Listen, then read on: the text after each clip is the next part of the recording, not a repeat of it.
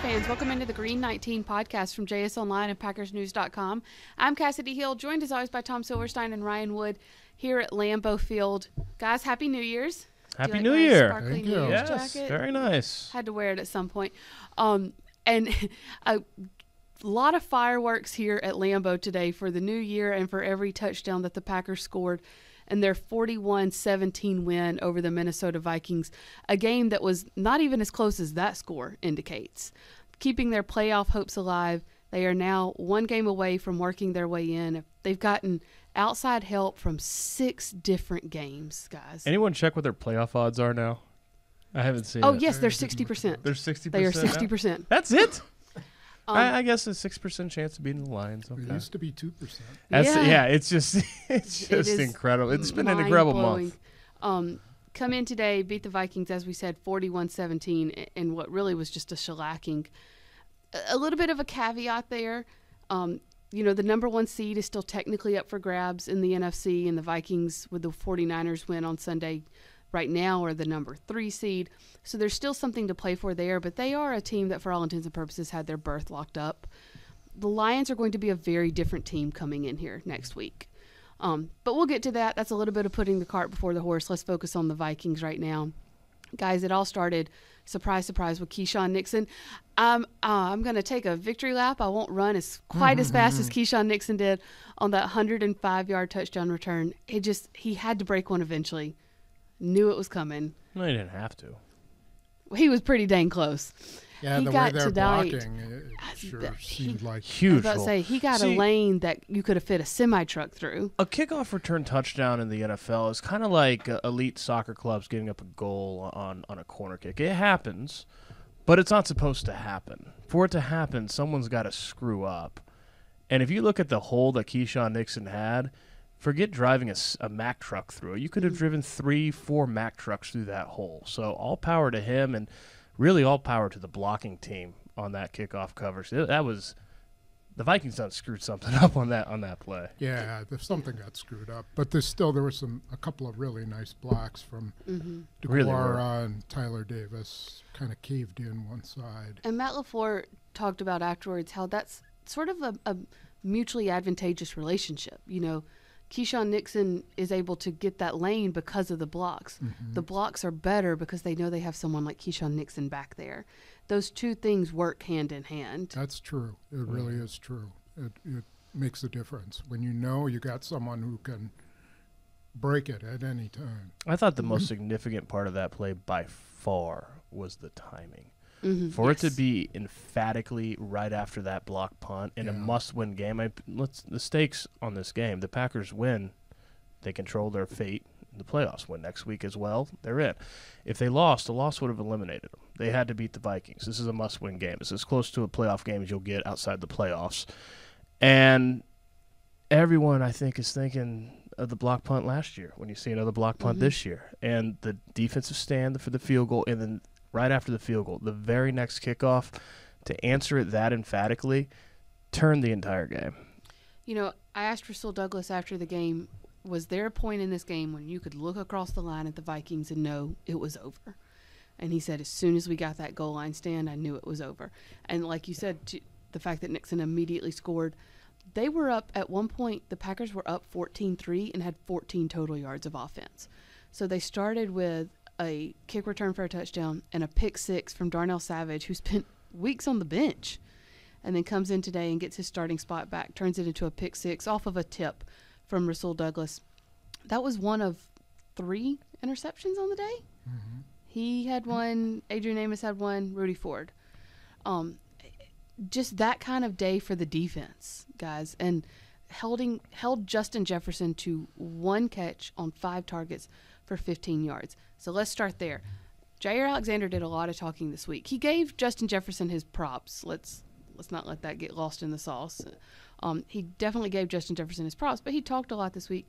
He seemed to back it up today. Jaire wasn't on Jefferson the entire game. They did, let him get passed off. But I think the play that stands out to me was in the first quarter. They tried to hit sort of a deep shot. It wasn't an explosive necessarily, but a decent shot to Justin Jefferson down the right sideline.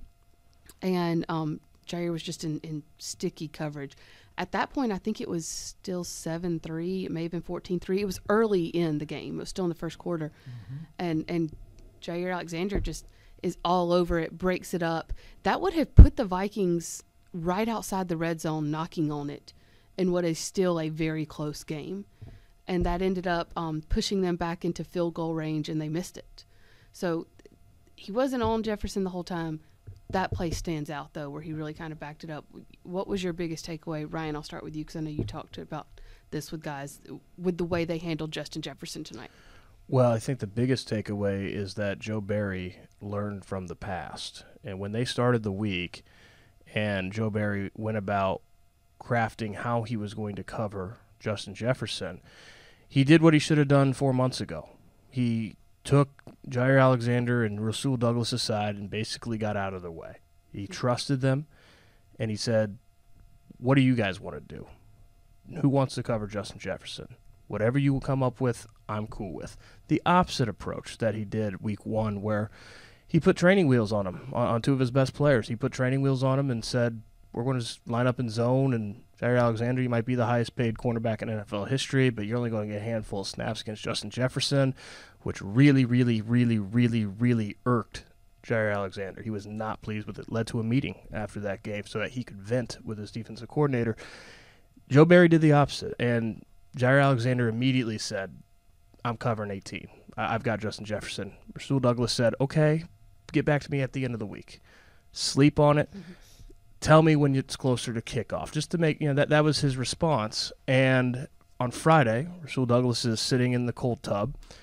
Jaire comes up to him and says, I'm taking Justin Jefferson. And Rasul Douglas told me, I can tell what kind of Jaire Alexander I'm getting based on the look in his eye. I can read him. I know him. And you could tell he was serious. And so when he came up and said, I've got Justin Jefferson, Rasul Douglas told him, I already know that. That was his response. Like, okay. Yeah, and he said, I wasn't going to sit there and argue with him. I could tell he was serious. So Jaire Alexander backed it up. The comment that he made on Thursday about Justin Jefferson's week 1 outburst being a fluke. On Thursday, Jaire Alexander knew that he would be shadowing Justin Jefferson, that he would be matching him for a lot of this game. Didn't care. He put that comment out there anyway. And then he went and backed it up, did the gritty after forcing that incompletion. If you're going to have that kind of swagger, you best be able to back it up, but he did. Spoon, can you do the gritty? Yeah, of course I can. I'll give you $10 right now to do it. My 8-year-old son can do the gritty. It's like his favorite thing in the world. He does it all the time. Walking down the sidewalk, he'll just bust it out. I'm like, Kids okay. love it. I had to explain to our colleague Pete Doherty on our Facebook Live what the gritty was. Let's take another look at this, though, from a different point of view, too, Spoon. Jaire backed it up. They never necessarily put him on an island with Jefferson, though. No. He had a lot of help. Yeah. Is that sort of what this defense needs to be? Yeah, and I think what was the part to me that was impressive was they used just a huge variety of coverages against Jefferson. They used man under. They used half, quarters, half cover 2. One half of the field was cover 2, the other half was quarters. They used, straight man a couple of times. The thing that was always interesting to me was who sometimes the other people who got matched up with Justin Jefferson. Quay Walker. Quay Walker, Preston Smith was matched up against him. There was the play to T.J. Hawkinson, the one that got picked off and Savage returned.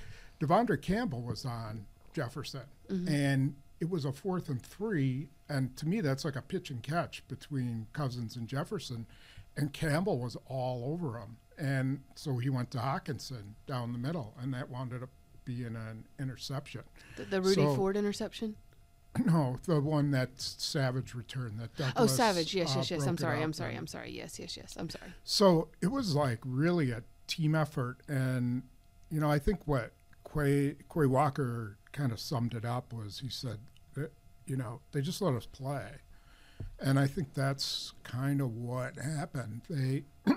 they had all these change-ups and stuff, but somehow they bought into it. For some reason, they bought into it, and they executed it.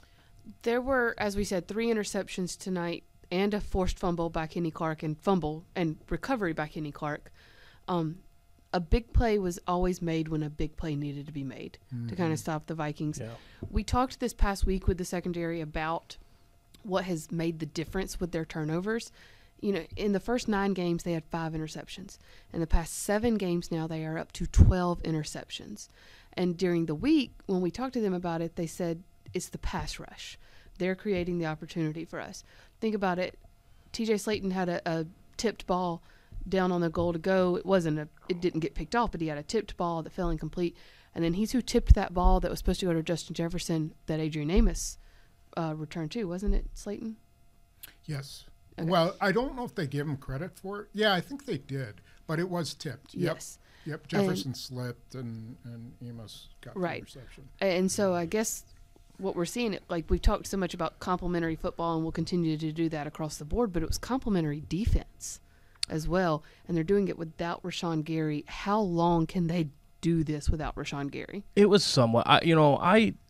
Watching it, I didn't think this was the same pass rush that they had in Miami or against the Rams. It's certainly not against. I mean, they didn't get after Kirk Cousins in the same way. I thought that the secondary, more than any point this season, especially in that first quarter when Kirk Cousins was 3 of 12 for 25 yards, a pick 6, and a 4.9 passer rating, they just covered their ass off. He could not find an open receiver.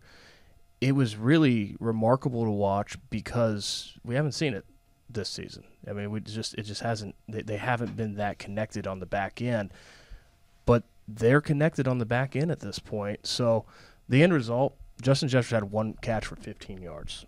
Mm-hmm. It's the only time in his 49-game career that he hasn't had multiple catches in a game, and it's only the second time that he's been held to fewer than 20 yards in a game. They completely removed him from the game. If you remove Justin Jefferson from the Vikings offense, they don't have much of an offense.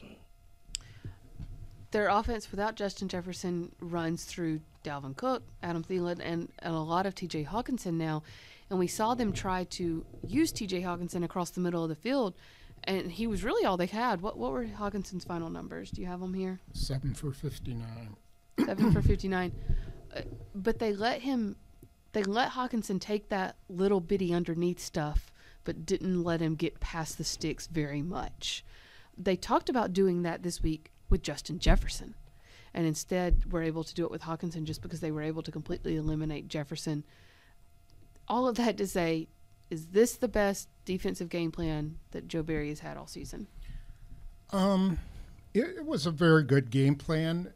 We don't really know because there's been times when maybe the game plan was good and the players just didn't execute That's it. fair. I'm going to disagree about the pass rush. I think the pass rush was a huge factor. They wind up with their backup centers starting, and they go to their third center. He's actually a guard, and he's playing center. Then Brian O'Neill gets hurt, their right tackle, and that's the guy that Kenny Clark wound up beating. I thought the interior pressure was up in Cousins' face. It wasn't, they sacked him twice and they hit him 6 times. He got knocked down 6 other times. Mm-hmm. I thought they were up in his face. I thought they got their hands up, and they caused how many false start penalties? Oh gosh, I lost count. They had a ton, and I don't know if that's necessarily because of the pass rush. It might just be because they're all screwed up because they're new guys or whatever. Mm-hmm. But I thought they made a really smart move. They, instead of starting Devontae Wyatt and putting Kenny Clark in the middle, they put Slaton in the middle, and they moved Jerron Reed to end and put Kenny Clark at 3 technique. And that really worked. Reed got a lot of one-on-ones on his. Clark still gets double-teamed, but Slaton was really the difference maker in the middle. He had that stop on Dalvin Cook on 3rd and goal at the 1. He grabbed him by his shirt. From behind, yeah. So I thought that was like a pretty pretty smart move that they made to bring those three guys together. And so, yeah, it was only 2 sacks, but I think the 6 hits made a big difference. And Kenny Clark did what Kenny Clark does against the Vikings with the strip sack and recovering the fumble. I thought this was the best they covered all season. I don't think Kirk Cousins saw a lot open, and to me, the pass rush wasn't non-existent, but I didn't feel like it tilted the field the way that I'd kind of felt the past couple weeks. This is a much improved secondary, really since the second half in Miami. The last 3 halves that they've played have been their best 3 halves that they've had, really all season. And but I think a lot of that has to do with pass rush. Yeah. They got after it. I think a lot of that has to do with Reed had his best game against Miami, was up in the they're getting pressure up the middle. And that's causing a lot of issues for quarterbacks. I think a lot of that has to do with not having breakdowns on the back end. I think it has to do with defensive backs actually sticking to their assignments, not playing out of position the way that we've seen all season. Why? Because the first order of business is pass rush. I understand that. I just have a different opinion than you, Spoon. Oh. Well, I expressed He was like, mine. You expressed yours, I expressed It's just a mine, different and then opinion. You came back and said it again. So you can say yours again. Yes, I'm Yes, saying mine yes. again. I think since the second half of Miami, they've brushed up the communication. They have, they had the Tyreek Hill and Jalen Waddle explosive plays in the first half against Miami. And since then, we have not seen the breakdowns that we saw all season. The pass rush has been good the past few weeks. I mean, that's not really new. Complementary football, you gotta stick to your assignment on the back end, and they for the longest time they've had a hard time doing that. If they can keep doing that like they have the past 3 halves, that's the part that to me needed to improve. I think I see what you're saying. That the pass rush has been doing their part, and now the secondary is doing their part to complement that. It's coming. They're not having the breakdowns that they used to have. Okay, let's look to the other side. You talked about the Vikings having different offensive linemen come in and guys hurt, and that really did kind of like cause them to struggle. It caused procedural penalties. On the flip side of that, you saw the Packers put Zach Tom in his 4th different position today. I think he's played everything but center at this point.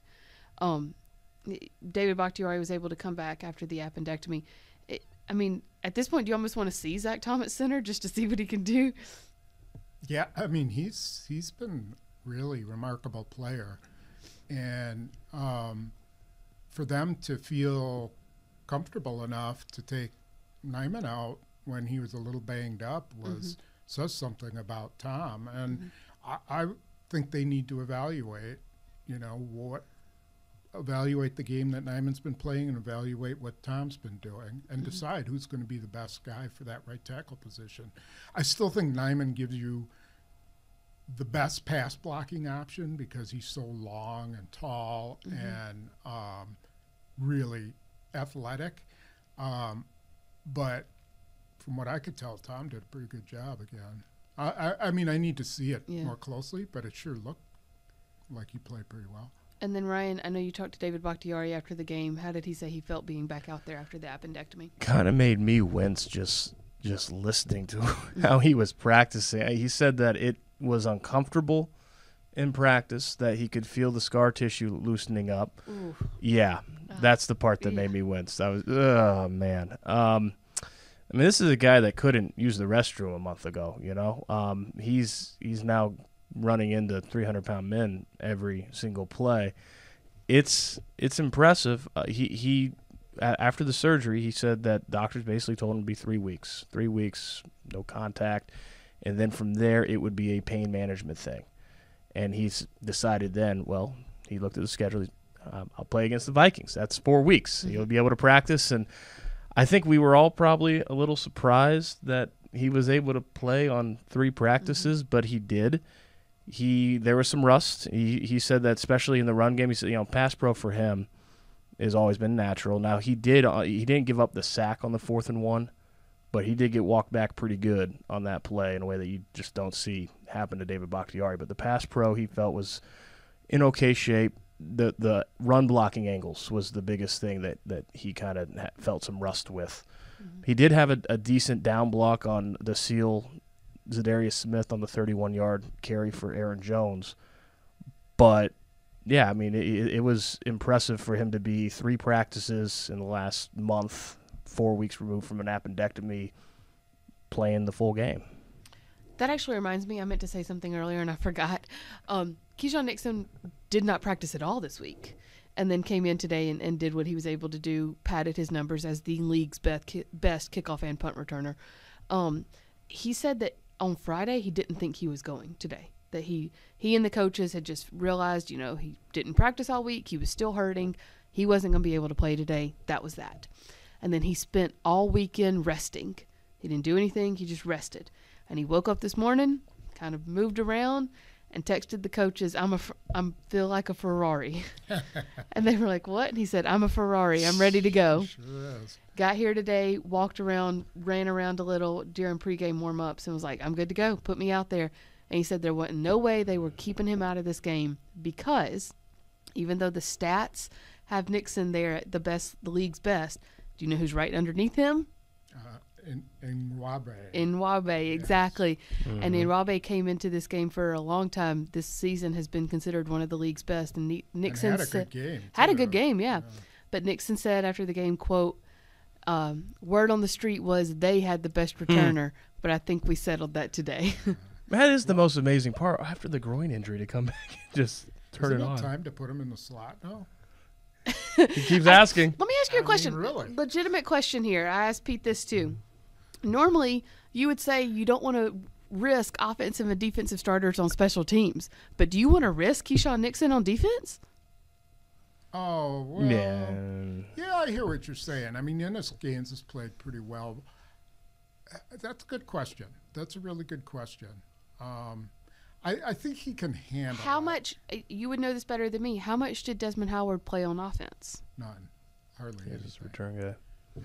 I mean, but he wasn't any good. Keyshawn Nixon is a pretty good. Call it how it is, Spoon. Oh, yeah, he was terrible. But I mean, I'm going to post this and at him on Twitter. Well, I mean, he was a number 5 He was pick here as in a the returner. draft, and yeah, they signed him for that. Didn't he win the Heisman? Yes, he did. Yes, he did. Trash. sealed it with a kickoff return, didn't he? He was a Super Bowl MVP, though. Yeah. Anyway. As a returner. As a returner, yeah. Yes. I don't think it's a huge risk. Like, when have you seen a corner really get hurt all that often? It doesn't happen that much. Maybe they move him to dime. I don't know. But he's such a good athlete, and he's so fast that he's an asset in the secondary, too. I asked Alan Lazard and Robert Tunyon, like, can you beat Keyshawn Nixon in a race? And Lazard goes, only on we. But you know what? You think about it. He's not even so much that he's, like, straight line fast. He's shifty fast, and he has good vision. He's fast, and he can change direction. Yes. While not losing speed. Kind of like Aaron Jones a little bit. On that return, that's kind of what he reminded me of, is just the way that he's able to change directions. That like you just said. Without the deaccelerating. Yeah. When you asked try him in slot, it just hit me. You meant on offense, didn't you? Yes. Okay. Yes. I think, to answer your question, Kat, I think it depends on if they need him on defense, because as dynamic of a kick returner as he is, and as much as he does tilt the field in that role, defense plays a lot more snaps. If they need him on defense, you got to play him on defense. And I think he only had 2 defensive snaps today, and it makes me wonder if, like, part of that was the groin too, and wanting to just save him. And here's the thing, so let's say somehow they make the playoffs and they have to go to either San Francisco. It'll probably be San Francisco, probably be Minnesota, but it'll probably be San Francisco. All those balls are going out of the end zone. He's all of a sudden not going to be as big a factor because the weather's going to be such that you can kick the ball out of the end zone. And, same with Minnesota. Joseph's going to kick that thing out of the end zone every time. They need to get that's the bummer for them that they don't have, if they make the playoffs, is that they don't have the home field where he gets opportunities to return kicks. Why would you kick it to him at this point anyway? I mean, Yeah, my I goodness. don't know either. Why would you do that to yourself? And why did he take a touchback on that one? Matt LaFleur said he was shocked. He said he was actually shocked that he let it go. I think he misjudged it. I think he thought it was going to go way over his head, and it only went to about, the 9? The 9, yeah. Only -7. Child's play for -8. him. That's like just gives him a better running start. You know, Alan Lazard said after the game, he said, I've heard a lot of talk the past couple of weeks about what has been the difference. And he said it's offense, defense, and special teams playing together. And he said especially special teams and Keyshawn. He said when you start on the 40, that's a world of a difference for the offense. So with that being said, let's say they make it. Let's say they win next week and they make it to San Francisco. From what you've seen of this offense, and keep in mind Christian Watson was a little hampered tonight. I mean, can this offense still go without Keyshawn Nixon bringing it out? That's a really roundabout way of asking how far has this offense come? And, Christian Watson only had one catch tonight. He only practiced on Friday as well. I'm curious to get Spoon's opinion on this because his Rolodex goes back way further than mine. But in my 9 years covering this team, I'm not sure I've ever seen a more I don't know the right way to say this, a lesser quarterback-dependent win. And that's not a knock on Aaron Rodgers. I'm talking the passing game as a whole, as what we just saw against the Vikings. I mean, you had a return touchdown on special teams, a return touchdown on defense. You had Aaron Jones with 90 yards on 9 carries in the first half. All of that was supposed to be the blueprint for how this team could contend when the season began. It was supposed to be dominant defense, a playmaking special teams, and a run game, because they knew it was going to take time without Davante Adams, with rookie receivers in his place, to get the passing game to a level where Christian Watson would explode. They knew it would take time. The problem with this season was that in that time it took, they didn't have a dominant defense. Their special teams wasn't making plays until week 10 when they realized, hey, we have Keyshawn Nixon on the roster. And the running game through the first half of the season was very inconsistent with how much they devoted to it. What they just did, I've never seen a Packers win where the passing game was less important than this game. Aaron Rodgers didn't ball out. Christian Watson had his first catch in the third quarter, and the Packers had 27 points at that point. I don't know how far back you'd have to go, Spoon, but that to me in 9 years, that's the least it's been. Yeah, it's. I mean, this is a completely different offense than what. If you had said Packers scored 41 points, you go, oh, well, Rodgers threw for 325 with 4 touchdowns. Mm-hmm. And he threw for 159 and 1 touchdown. Are you serious? Yeah. I'm sorry. I just had not looked at that part of the box score yet. He threw for less than 200 yards. Yeah. And wow. And, okay, I'm not going to, everyone thinks I hate him and whatever, but – I could have thrown that touchdown to Tanya. He was wide open. At least he saw him. I give him credit for seeing him. Yes. He had to back up. He had to take he backpedaled to get out of that pressure. It was sort of like it happened because he should have thrown it to him in the first place. But then Tanya's like, well, screw it. I'm just going to go run to the corner. And it wound up being a good decision not to throw it to him in the first time. But, Tanya called that a scramble drill. Yeah, it was. Yeah. And, he had a couple of first down tosses to Lazard that were big. Mm-hmm. And Cobb. But think about some of those first downs, too. He turns that one to Cobb. He's 6 yards short of the first down. He turns around and bowls his way to a first down. Someone else did that, too. Lazard had one that was like 2 yards short. Yeah. Oh, yeah, Watson. You're right. Yeah. And so. Slipped a tackle, yeah. This is not your older brother's sister's Packers. This is a different kind of animal. And I don't know how far you can go in the NFL without offense. It's going to be interesting. I think they're still figuring out how to balance Aaron Jones and Christian Watson together. In the way that they were able to do the past few years with Davante Adams and Aaron Jones. Yeah. They were able to do that. They've done that, but I don't think they've quite figured that out. And if they do, it really unlocks some things for this offense. And they didn't get much help from Christian Watson tonight. No, and he wasn't 100%. He wasn't. You could tell. He wasn't. Yeah. He was a decoy a lot of the time. He was. They went deep 3 times with him. They really wanted to hit that play, didn't they? Yeah. Goodness. I talked to him after the game, and I asked him, like, did you feel like you were 100% tonight? They tried to hit that deep shot to you a few times. Was it just not there tonight? Was that you? And he was like, I feel like it was there, and I should have made the play. Of course, a guy's going to say that. But he said the play he really should have made was the one deep down the left sideline. It wasn't the one in the end zone, but it was near. I think it would have been in the second quarter because of which way they were going. Yeah. Didn't the guy? Yes, he was going into the end zone, right? It was right in Not the the end one zone? in the end zone. It was around the 20-ish. It would have been in the first quarter, 2nd and 10 from the 36. Yeah, that's the one where he kind of got held. Yeah. Deep left to Christian Watson, Yeah. incomplete. Yeah, Rodgers, if he's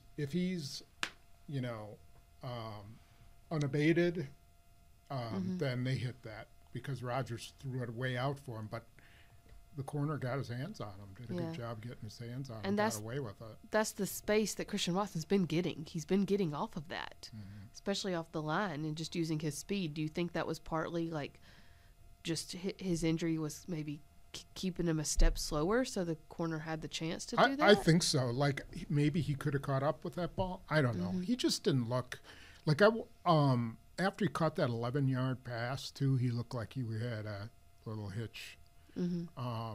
And watching him in warm-ups, I thought he was just not quite the same. I mean, as close of a call as it was for him to play, and you get the feeling like if this wasn't week 17, win or go home, if this is week 4, he's probably not playing tonight. Like it's probably not happening. It was a really close call. Didn't practice all week. It stands logic that he was definitely not 100%, and the hip affected him. I don't think there was a re-aggravation, which is a good thing. I mean, I think he got out of it okay. But, yeah, I mean, he certainly was less than full capacity. You got to play through that stuff at this time of the year. You know, especially like if you get in the playoffs, you got to play with that. And his presence on the field, even if he's not catching balls, is important. I mean, he pulled the defense deep downfield so much, and it opened up that stuff for Cobb and for Lazard and some of that. Well, in the run game, because they they kept their safeties back almost the entire game. I mean, that's kind of their defense as it is. But, Aaron Jones starts pounding you. You got to bring someone up and stop him, and they never did. Did Aaron Jones look 100% to you? He's been, quote-unquote, managed the past 2 or 3 weeks. Looked pretty good to me. There was no managing tonight. He touched the ball in the first 5 or 6 plays, or touched or was targeted on the first 5 or 6 plays, and ended up with 14 carries, only 5 of them after halftime. But that's because they had a blowout lead. Had a feeling like he could have gone for 20 carries if they needed him to tonight. If anyone looked kind of slow, it was Dylan. I thought he just looked kind of sluggish today. And yet, It was 6 40 touchdowns now. It was last 40 5 degrees. games. He's getting to the end zone. Well, he can finish it. Yeah. He sure can. Yeah. Which makes he got a lot of push too. That touchdown was a pile push. That 3rd and 1, 4th and 1 series in the first half when they pitched to A.J. Dillon on the left side, weird. and then they throw it on 4th. Like, run the ball up the gut. We're picking. This is small potatoes here in a game that's 41-3 at one point, but that was a bit surprising.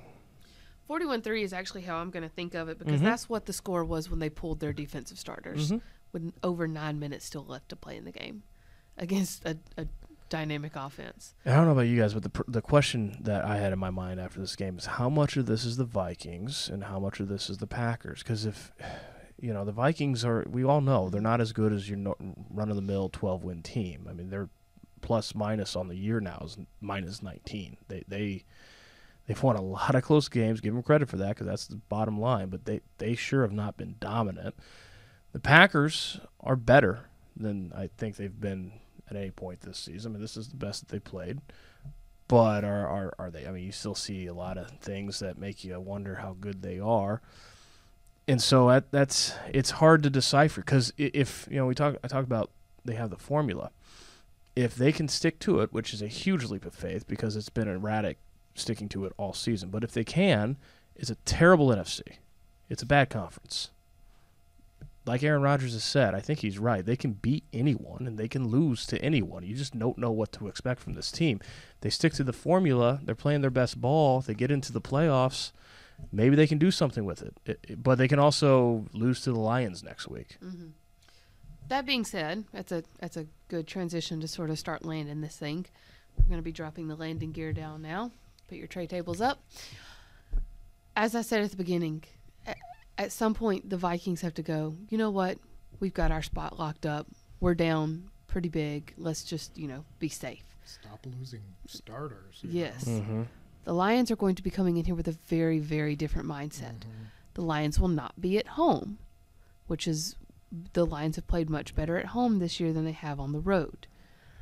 But all of that being said, with what you know of the Lions, who beat the Chicago Bears 41-10 today, and what you saw from the Packers, is that a winnable game next week for the Packers?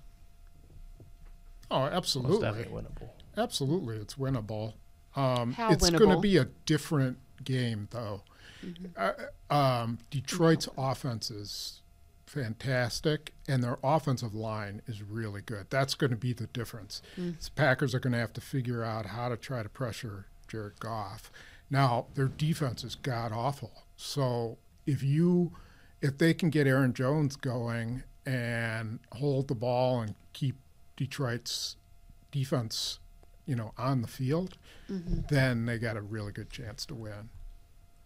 Go ahead, Ryan, with what you were going to say. I completely agree with Spoon. I don't know if I have anything else to say, Spoon. Well, yeah, I'm completely with you on this. I needed you to talk so that I have a chance to look this up. Well, okay. Usually that's not a problem for me, so I'm sorry to throw you the curveball. I was looking to see because I think Aiden Hutchinson had another game-changing play today. What they got? Like 2 wins now at Lambeau Field since 1993. I know they broke that long drought. Might be 3 now, but it's they've not played a couple of good games here. It's not what it used to be, but can you imagine if they lose to the Lions at Lambeau Field with the playoffs on the line? Yeah.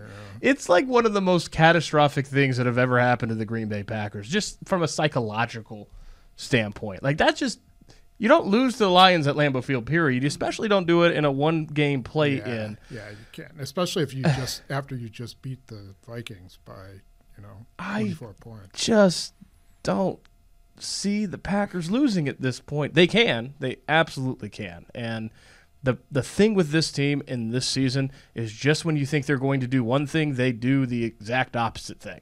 So that's just the way it's been. Yeah, but I don't see them losing. They have to come out like they did today, with their hair on fire. Mm-hmm. But that's hard when the Detroit Lions come to town. Historically, it's just And Dan Campbell's going to have their hair on fire, yes, too. They are. Yeah, because one of the things that I think helped the Packers have their hair on fire was week 1. Mm-hmm. Was all the crap they heard about Justin Jefferson this, Justin Jefferson that. Joe Barry, do you even know, your cornerback from your safety when it comes to coverage? They were tired of hearing that, and it's going to be a little more difficult to manufacture that type of chip against the Detroit Lions. I don't know. If I'm Matt LaFleur, I'm just walking around the locker room all week and writing 15-9 on everything. Yeah.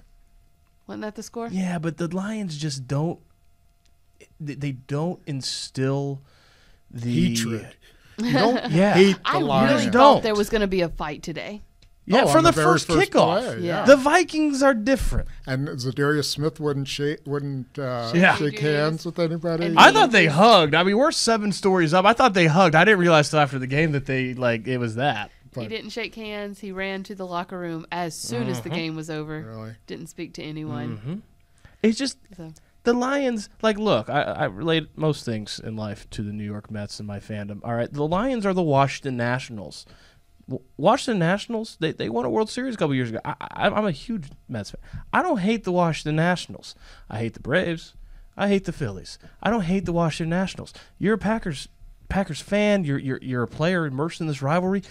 there's some bad blood there with the Bears. There's some bad blood with the Vikings. You don't hate the Detroit Lions, but they're going to have to come out that way because the situation calls for it. This is not your old Detroit Lions. This is a team standing in your way of a playoffs that are trying to get to the playoffs themselves. There is going to be a whole lot more intensity that you just usually don't get when it's Packers-Lions. You're the only person in a 100-mile radius who understood that metaphor. Yeah, you're welcome. I understood it completely. Last thing before we start to wrap up, Spoon, real quick. I know you spoke to Mason Crosby after the game. What was the deal with the kickers? So Ramiz Ahmed was going to kick off. And on one of his warm-ups, he pulled a groin muscle, and pretty bad.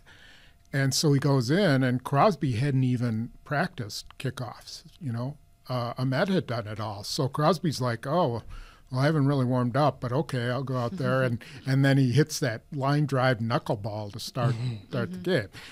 Now, if they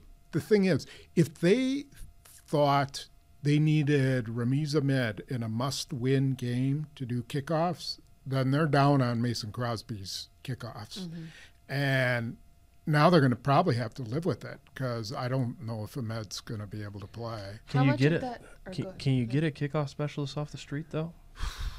I don't know. I don't know how hard that is. I don't know. Can you put him on the 53, too? I guess you could put him on the practice squad, and then he'd have 3 call-ups.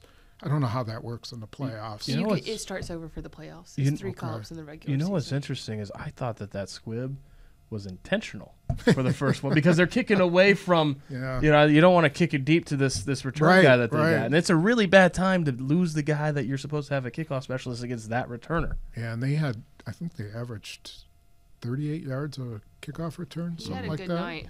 Yeah. It just paled in comparison to Keyshawn Nixon's. They didn't house one. Yeah. That being said, Tariq Carpenter's still a little menace on return coverage, isn't he? Mm-hmm. He's a tough dude. Yeah, he is. Let's go ahead and just put our cart before our horse. I'm not making a prediction. Okay, never mind. It's too early in the week. Jeez. I haven't even seen the injury report yet. I'll tell you. Barring the injury report, 'cause you never know. I don't think the Packers are going to lose at this point. And that's coming from me, who after the last time they played Detroit said this season is over. So take that for what you're worth, because I have no idea what the hell is going to happen in this season. It is way past the point of being any kind of logical whatsoever. But I just don't think they're going to lose at this point. I think they're going to the playoffs. This is insane. The second Mason Crosby's 56-yard field goal bounced off the bar and then back through the uprights, I was like, yep, they're like, this is their year right now to at least make it to the playoffs. I don't know if they'll beat San Francisco. That's their Achilles heel.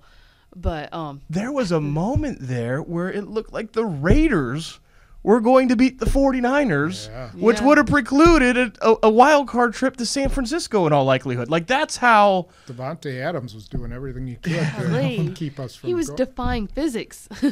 It's just crazy. I was thinking about this on the way down, about how do you know when a team has something special, and they have it going for you. It happens in the playoffs. I was thinking back to 2010. And the Packers were, they finished really pretty strong. But everyone thought they were going to lose in Philadelphia. And then they went in and beat the Eagles. And all of a sudden you're like, whoa, well, maybe they got something going here. And then they go into Atlanta, and Jamal Williams picks off a pick six right before halftime. And then you're like, okay, now there's something. So I don't think you get that feeling until you get to the playoffs, and so we'll find out whether they really have something going here. I mean, they did. It was great that they beat the Vikings, that they showed guts and whatever. They got to do it to the Lions, but then it's playoff time, and that's when you really find out what they're made of. Yeah. Whatever happens, we'll be there to cover it for you all. We still have so much coverage coming for you to wrap up this game on PackersNews.com with many more stories. And then we will continue to have coverage for you throughout this week as the Packers get ready to welcome the Lions. And at some point, we'll get a prediction out of Spoon for that game as well. Guys, thanks so much as always. Thank you for joining us. This has been the Green 19 podcast from JS Online and PackersNews.com.